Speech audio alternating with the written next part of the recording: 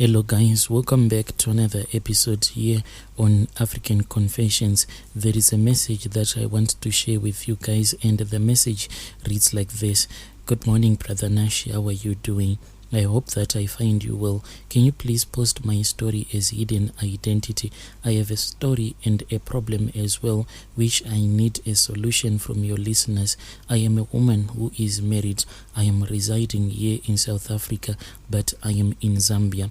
Brother, let me start by telling you all about my life. Most of my relatives, they came here to South Africa long time ago. Then they became naturalized South African. I then came here to South Africa as well.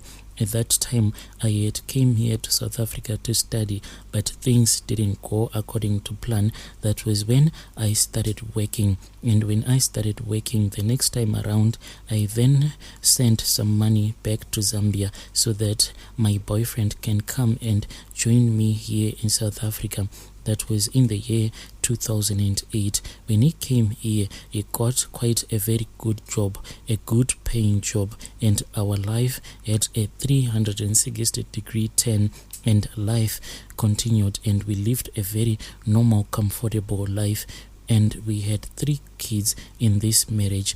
When it was in 2020, I don't know how I thought about it.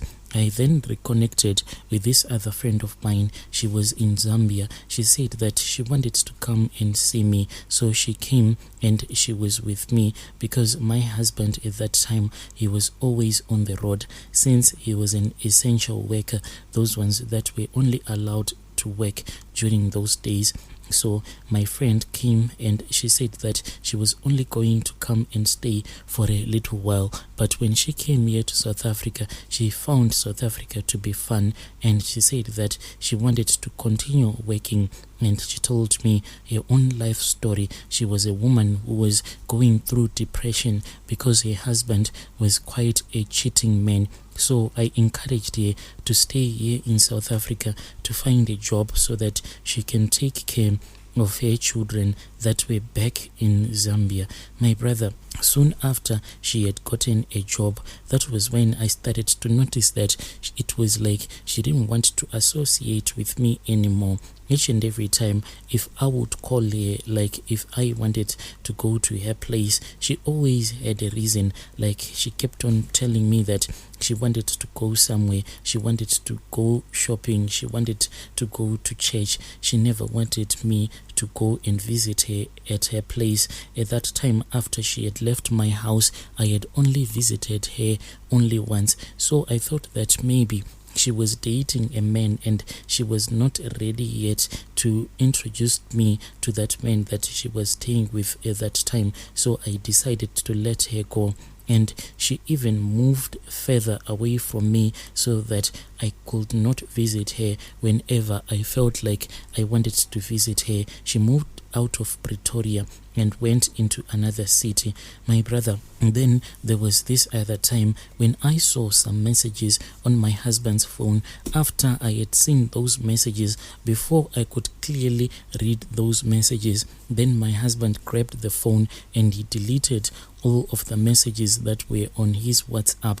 But I swear to God that I saw a number that seemed to be belonging to my friend, and she was the one who was on that profile picture. Then he just said that it was one of his workmates. From there on, my husband was that type of a man that whenever you will be at home, you will be moody. If I would try to touch him, he would always complain and he will tell you that he was tired. Each and every night it was the same, and it was like he was always creating some problems so that after we had fought, he can drive out and he would come back tomorrow. And when I would ask him where he had slept and where he had gone to, he would complain and he would say that I was nothing but a nagging wife.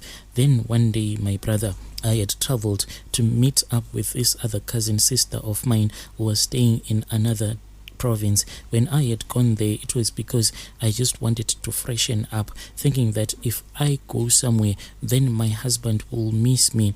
I went, my brother, and I spent about a week there. Then I returned back to my husband without informing him. When I reached home at that time, the car that I was driving, it was not a noisy car, so I just drove straight into the yard. And when I went indoors, my brother, I went straight to the bedroom. When I walked into the bedroom, I then found my husband. He was lying in our matrimonial bed with my friend. They were both undressed and they had just finished making love. My brother, I could not do anything. I just started crying, and my friend, she then ran away, and she had that audacity to drive out of the yard driving my husband's car. It was really painful, and after I had started confronting my husband, that was when my husband shouted at me, and he said that I am nothing. He was now comparing me to he was saying that my friend is a complete woman, yet I am not a complete woman, and I cannot do him like the way that my friend does him. And he also went out of the house, and he spent a lot of days without picking up my calls. I was so heartbroken, my brother.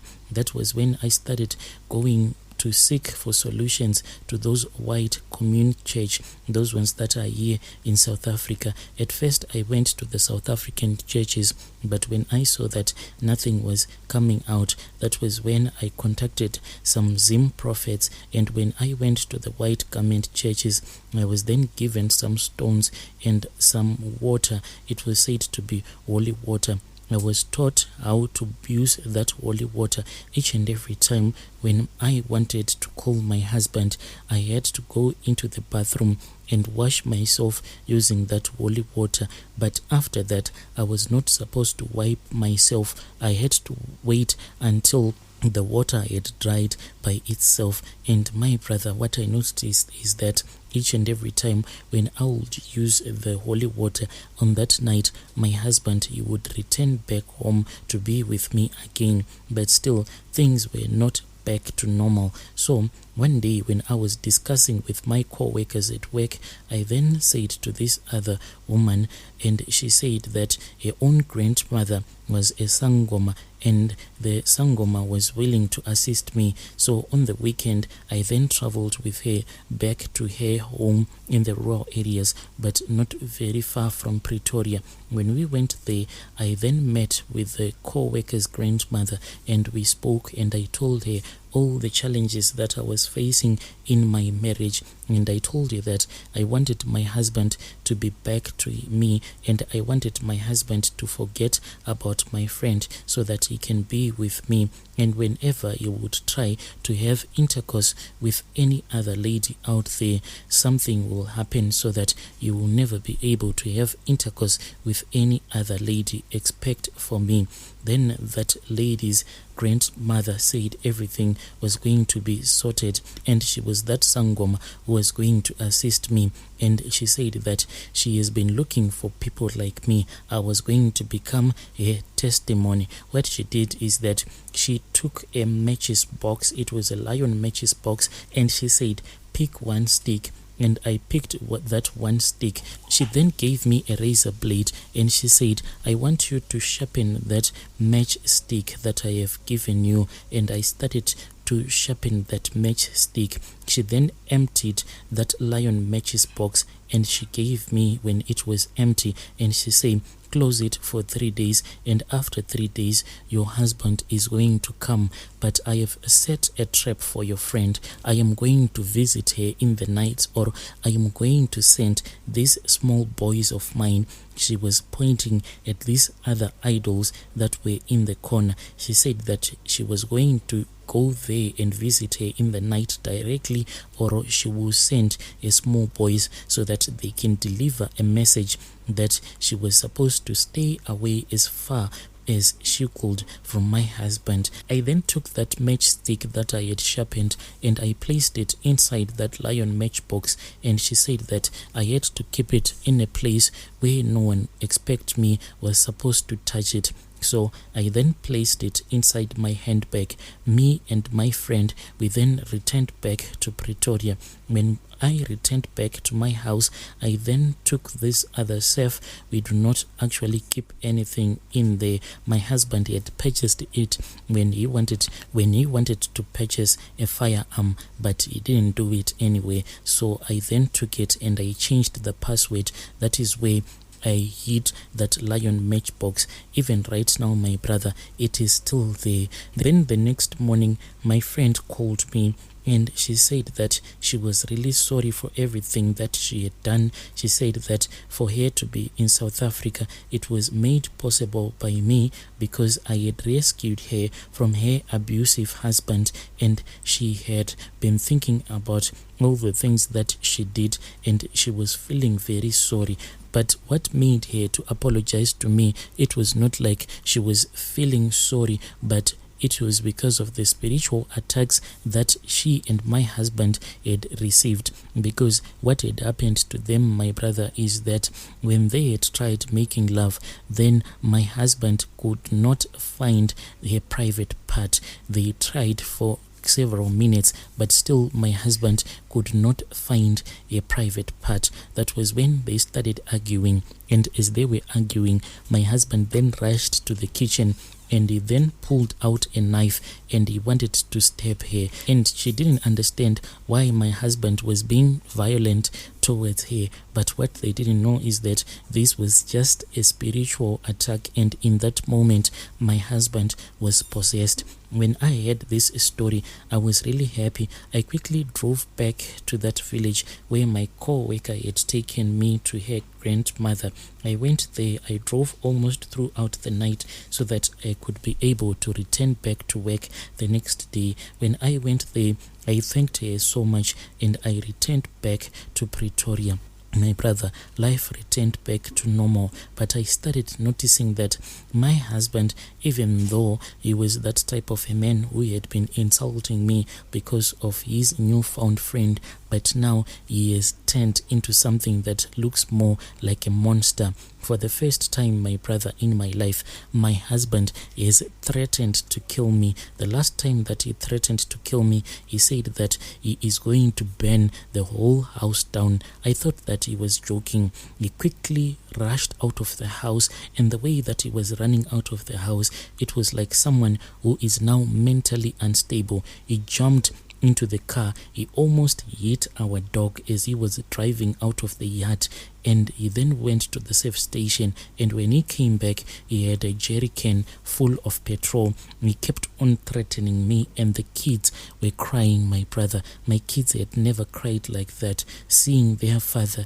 threatening me, and he didn't hit me. He kept on saying that I want to burn this whole house, and I am going to lock the doors, I am going to lock the windows. As he was shouting like that, he demanded that we close all the windows, and that is what we did. He kept on shouting and shouting. He even wanted to pour petrol all over the house until I went on my knees and I started begging him. After I had begged him, that was when he calmed down. So when I was speaking with him, I asked him what is wrong. He then said that each and every time that we have a small argument, he see a spear that will be flying towards him. Then that spear will be handed to him, and someone will keep on whispering in his ears that he is supposed to kill his whole family using that spear.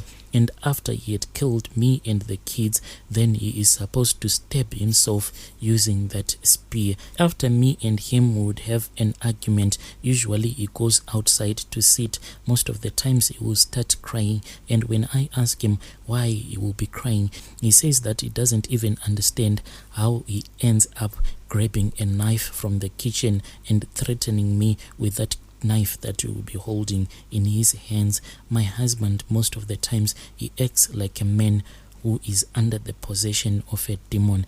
I do not even know how to stop him. Brother, if you know anyone, if there is any Sangoma who is here in South Africa who is willing to assist me, please, they can provide you their phone numbers and I will contact them. I will look for another SIM card, then I will use a private number. Yo, dear listeners, right there was a message that was sent to me by one of our admins. Strange things do happen in this world.